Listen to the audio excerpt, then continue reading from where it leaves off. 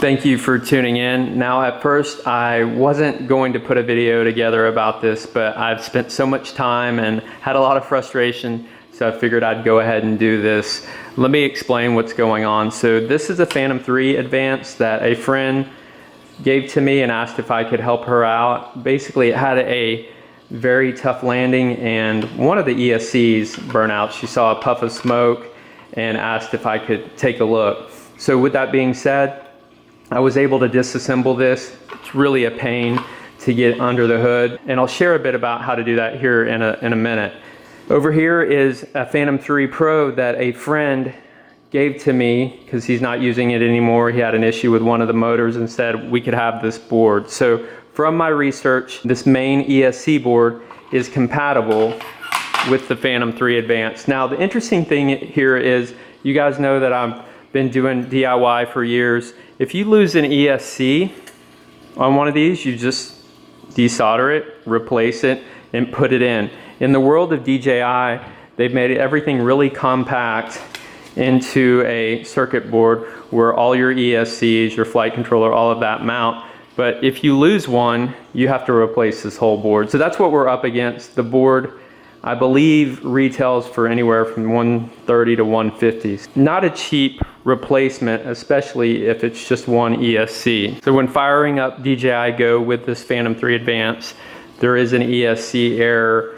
And what I'm going to do, hopefully, is replace this entire setup. I'll actually swap out the flight controllers, but we'll put this main ESC board over here and see if we can get this Phantom 3 Advance back in the air. Let me share the different screw types because it's very important that you do this. Otherwise, you're gonna be really frustrated because you don't have the right sizes. You'll notice that these two hex screws are missing. Don't worry about those. These were actually removed for propeller guards. So those are not important for being able to take off the top plate. They actually are for mounting the motor. That being said, you'll need to worry about these two here and this one here for each arm. Now these two are a little star pattern.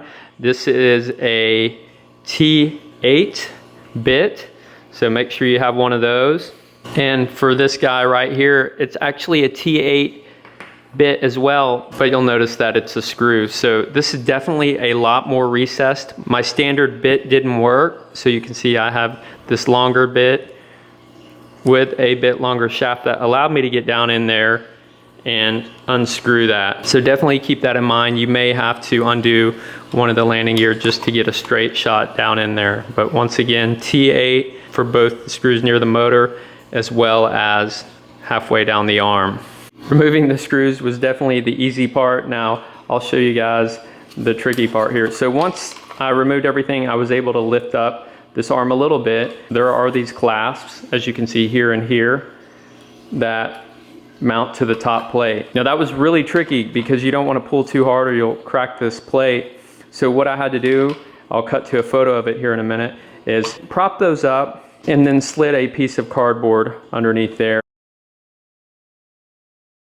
So I had to go around each arm, put those pieces of cardboard in, and was able to pop this off. Now keep in mind, you do have this GPS cable, so you won't be able to just pull away. Make sure that you just lift lightly, then pull this out of the main board. From what I've read, the Phantom 3 Pro and the Phantom 3 Advance use this same board. That's why I asked my friend John. Thank you, John, if you're watching, for donating this to us. What we'll have to do next is unplug all these connectors. I'm not going to show you all of that. It's pretty straightforward.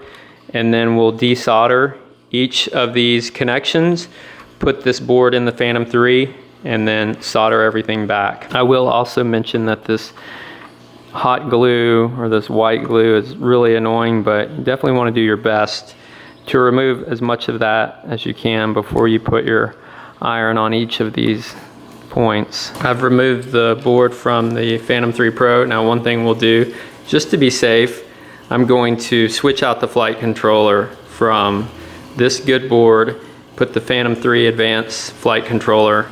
Who knows, they might be the same, I'm not 100% sure. Then we'll mount this in the P3A, get everything soldered up. Everything's unscrewed, so that's undone. You can see there's this ribbon cable, a little bit of glue. I need to go ahead and remove that so I can unplug that cable. So let's see, I've cut that glue a little bit. I can get in there and pull that off. Okay, there we go. P3A on the right, P3P on the left. See, there may be a different part number there. So I'll go ahead and put this in the good board. Mounted the P3A in this board that came out of the P3P. I just wanted to point out the part number on these. The P01012.09 is on both boards, so assuming that's a good thing. The other side note is I didn't swap out these SD cards, so not a big deal in our scenario. If you wanted to, I think you'd remove these little glue joints. This would flip open, you could slide the card out, but I didn't feel like that was important. Didn't want to risk messing anything else up. Before I solder anything back, I want to make sure that the front of the board, you can see it says front here, is facing the front of the aircraft, and make sure all of our connections are out so that we can just plug them in and get everything soldered. And what I'll do now is I'll just go ahead and mount this board into place just to hopefully simplify things as I solder all of these joints. All of our connections are now soldered. There's basically 6 per arm, 3 motor leads, 3 for the LED, so 30 plus the main power and ground connections. And each one of these is nicely labeled, so you can see black, red, yellow, and in this case, yellow, red, black. Obviously the motor rotations between these are different. That's why those leads need to be swapped. So what I'll do now is I'm going to go ahead and just put this Phantom 3 battery in. Just power it up, make sure nothing explodes, make sure we see our LEDs and all of that.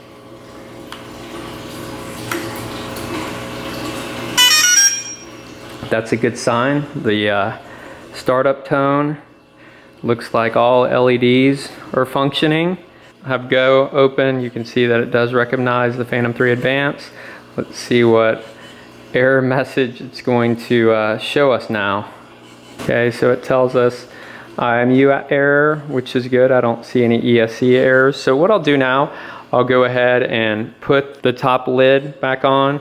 Now mounting this back in place, we'll need to make sure that we plug our GPS back into the board.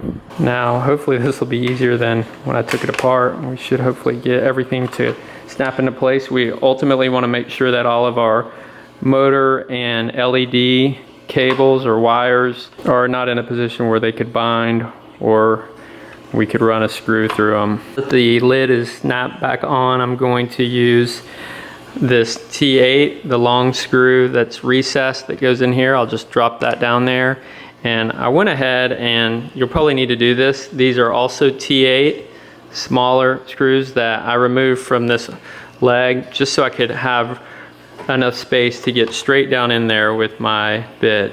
Now with those long screws mounted, we're going to, for each arm, do 2 of these little ones. Once again, still the T8, so we'll have 2 here all the way around. So as I was looking through my little baggie, I realized that I hadn't mentioned the screws on the very tip here and wanted to make sure that I shared information about those. They're these little tiny ones, and you can see that the T6, which is the one on the end here, let's make sure that that fits okay. Yep, that T6 is the right size.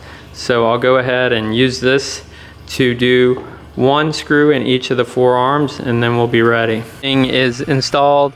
Plate is back on. Now I'm running an IMU calibration through DJI Go.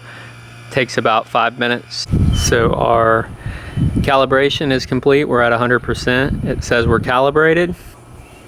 Apparently we're ready to go in GPS mode. No more ESC errors, which is good. Go ahead and quickly I'll see if I can arm the motors without the propellers. All right, that looks good. And I'll disarm. Great, so now let's put the propellers on and give this a test. So we are in the air in P mode. Everything appears to be functioning well. That's me just testing the endpoints. Wasn't as easy as I had hoped, and obviously it's not cheap either. Thank you, John, once again for donating your Phantom 3 Pro main board. Just wanted to share that. I enjoy doing DIY videos. This is the first time I've actually cracked open a Phantom 3. So I hope that was helpful for any of you that might have an ESC error in DJI Go. Hopefully you can get away without having to replace the whole board, but sometimes it's inevitable. If you have any questions or comments, please post them below. And until next time, thanks for watching. Whoa.